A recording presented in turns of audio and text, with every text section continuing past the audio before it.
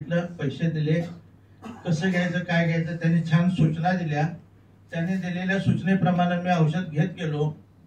साधारणपणे 15 दिवसात माझी शुगर साधारण 256 होती, ती 128 आली। 15 दिवसात एवढा चांगला रिझल्ट मला मिळाला।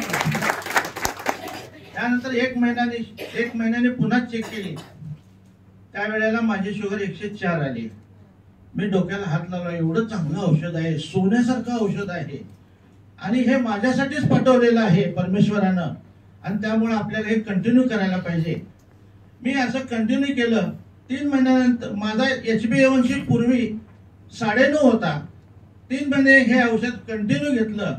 अँटॉक्स डी आणि अँटॉक्स टी त्यांनी सांगितलेल्या सगळे नियम पत्ते पाणी पाळले, त्यांचा डाएट चार्ट पाळला, व्यवस्थितपणे डाएट फॉलो केला आणि 3 महिन्यानंतर माझा पूर्वी जो HbA1c 9.5 होता, 9.5 होता, तो 3 महिन्यानंतर माझा 5.8 आला। मग मी पुन्हा नाईक सरांना म्हटलं, नाईक सर मी आता काय करू, HbA1c माझा असा आला। मग ते म्हणाले, डॉक्टरांकडे जावा, हा रिपोर्ट दाखवा आणि डॉक्टरांचा सल्ला घ्या।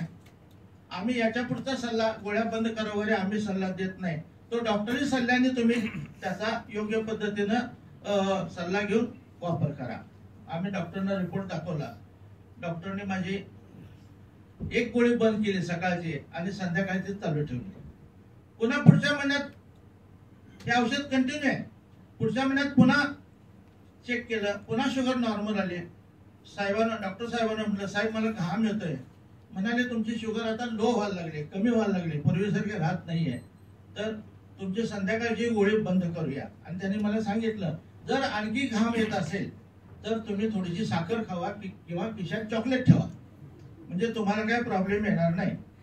सकाळी आणि संध्याकाळची दोन्ही गोळ्या बंद केल्या आणि 4 दिवसानंतर मी एकदम क्लिअर झालो। घाम येत नव्हता, काही येत नव्हता। आता माझ्या गोळ्या बंद आहेत, अँटॉक्स डी आणि अँटॉक्स टी सुद्धा बंद आहे, वजनही कंट्रोल मध्ये आहे।